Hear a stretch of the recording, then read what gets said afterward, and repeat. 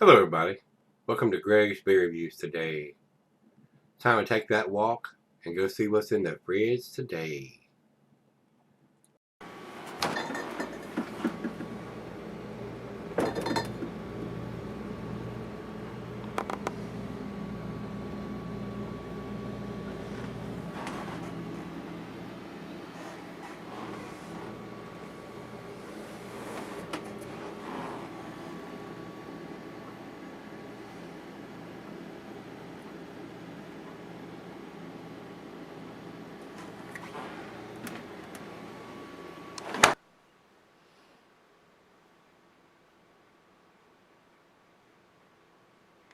Hey everybody, welcome to Gregsbeerreviews today. Today's beer comes from Long Trail Brewing, guys. I did some of their beers many years ago. Haven't done much from them recently. They seemed to me back then to be a very transitional beer company, and so I'm hoping I've seen this and haven't done anything from them in a while, and I decided that it had a date on it and it had the ABV on it, and it says double IPA with lupulin powder, which really intensifies the taste and aromas a lot of times. I said, well, let's see if they've improved on what they were doing back then. So this is a 8%er, and it is considered a double IPA. And these guys are up in Vermont. Over to Untapped, they say a face-smashing double IPA brewed with Cascade and Simcoe lupulin powder. That sounds very interesting to me. Simcoe is one of my favorite hops. It says super limited availability on this beer, so maybe it was a small batch, I don't know. 70 IBUs according to what Untapped is telling us here. So probably looking at the pictures on Untapped, it looks like a very cloudy beer. And this was put in the can on 12/10 of 19. So 12/10, 1/10, 2/10. It's getting very close to its 3-month shelf life. Today is the last day of February, the 29th. Leap year. We got that extra day. Something dark in here in the rim. That's a bad thing. The only drawback to cans is depending on how they're packaged, whether they have the standard little open ring 6-pack holder, 4-pack holder, or cap covers the top. Sometimes dirt and other things can get inside the little lip inside the ring here, and you don't want that in your beer. You don't want to be drinking that garbage. So let's get it open and get the contents into the glass here, guys, and see what we got. I'm hoping for good things on this. Like I said, I did some of their beers. It's pretty clear coming out. Definitely doesn't look like a New England style beer, even though these guys are up in Vermont.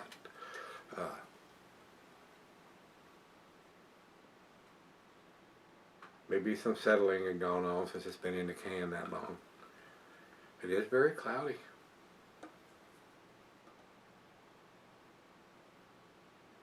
I might be able to get all this in there, guys.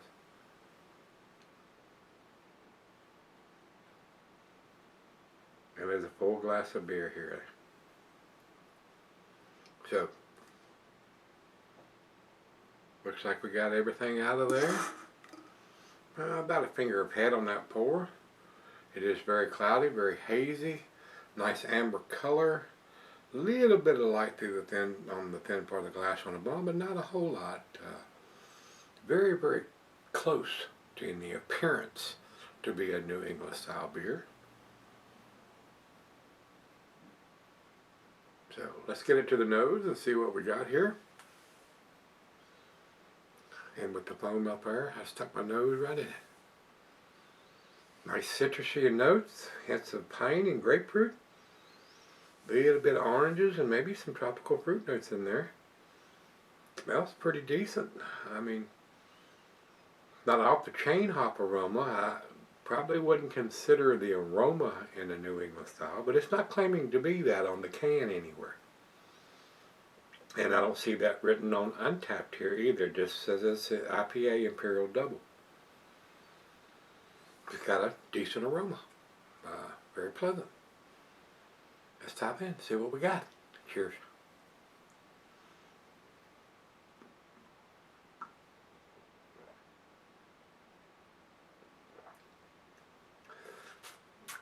And that's where we draw the line. Heavy malt taste. And not so much hop taste on this one. That's where they've dropped the ball. And this is just my opinion, guys. This is my beer review. I'm just giving you my honest opinion. If it blows my hair back, I will tell you that. It's awesome. It's world class. If it doesn't, I'm telling you why it doesn't. Too malty, not enough hop presence. To this, to that, not enough this, not enough that.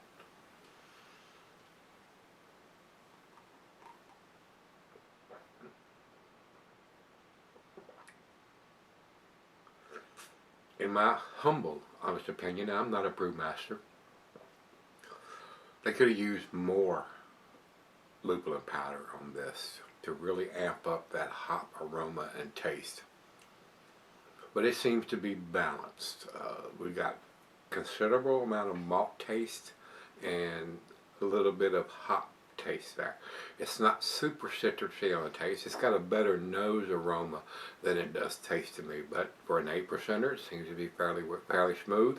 I am getting the 70 IBUs. It does have a little bite on the back end.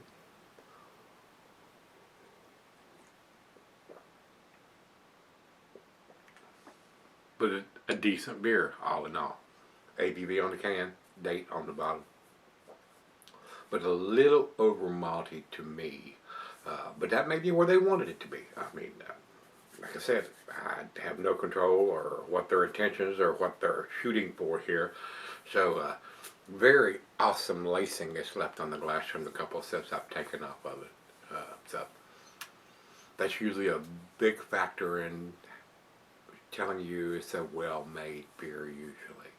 So, very good-looking beer. Very, very good-looking beer. I just think it's a tad heavy on the malt and a tad light on the hop presence. So, let's let it warm up, come up to room temperature, and we'll come back and give it a grade and a final chug. Alright guys, I'm back. Been sitting on about an hour. A decent beer. With them claiming it's a double IPA and lupulin powder, which usually intensifies the hop aroma and taste, I'm not getting that much. It's a little over malty for what I'm looking for in a double IPA, but still very tasty. Alcohol is well hidden for an 8.3% or 8.0%er. Beer Advocate has it listed as an 8.3. In the picture they have, it says 8.6, so evidently they've done this several different times and the ABV has changed over time. The picture here is even showing IBUs on the can where this one is not. So evidently they've done this multiple times and the alcohol has changed for each batch, and then that happens. Whether you're brewing the same thing, a lot of times things change, they ferment out a little bit different, and you have different ABVs with the final product. And when you go from batch to batch or year to year, or how often you're brewing that beer. So I just think it's a little heavy on the malt, but that's maybe where they wanted. They may not have wanted a super hoppy beer. They wanted the malt to balance out with the hops and have a little bit of both. So, but I'm not into the malty beers. If I want a malty beer, I'll just let my IPA or double IPA sit in the fridge for a while. I want to taste that lupulin powder. I want to get that big hop aroma and that big hop taste. But that's just me. You might absolutely think this is the best thing you've ever tasted. So please don't base what you're going to say depending on what grade I'm giving it. Pick one up, give it a try. You may think it's the outstanding, world-class, best thing you ever put to your lips. So please don't base your decision on what this old man says. Go pick one of them up. If you like it, go buy more. And if you don't, you're not out a whole lot of money. So with that being said, I prefer a little hoppier beer than what I am tasting here, and this is better than what they used to produce, so they're getting there in my opinion, but depending on what the brewmaster or the owners want to produce, this may be exactly what they're after. They may have hit the nail on the head. This may be a 10 beer to them. So, but not to me. That's just my opinion. Final chug.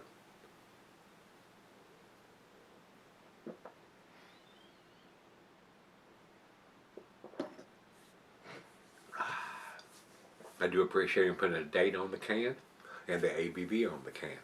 I don't know why they stopped putting the IBUs on there, because the picture here on Beer Advocate says that it's 70 IBUs. So I don't know if Untapped is basing that on previous editions, or it's actually the IBUs have stayed the same, no matter what the ABV, whether it's 8.3, 8.0, 8.6, or whatever each batch has ended up being. So I did enjoy this more than what I have reviewed from those guys previously.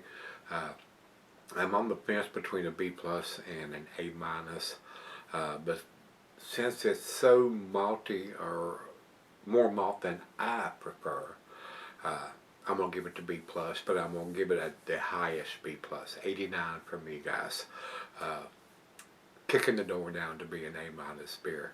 And like I said, you may think it's the best thing you've ever tasted. So please, if you can get your hands on one, give it a try. You may absolutely love it. So, over to Beer Advocate, they say 89. I'm in a complete agreement with that. That's exactly where I'm putting it. And over to Untapped, they have it at 3.83. So a little less numbers from those guys. I'm more in agreement with Beer Advocate on this one. Believe it or not. Usually I'm more in agreement on Untapped than I am Beer Advocate. But I did enjoy it. Like I said, this is a little heavy on the malt for my taste, but it is a tasty beer, alcohol well hidden. Definitely worth picking up and giving it a try. So, if you've had the long trail, over the Handlebars Double IPA, this is the 8.0 edition. Like I said, that was canned on 12/10 of 19. So I don't know how often they do this, several times a year, once a year, or how often they do it. So that's what this one is. If you've had it, let me know what you think. Till we meet again, let's go see what's in that fridge.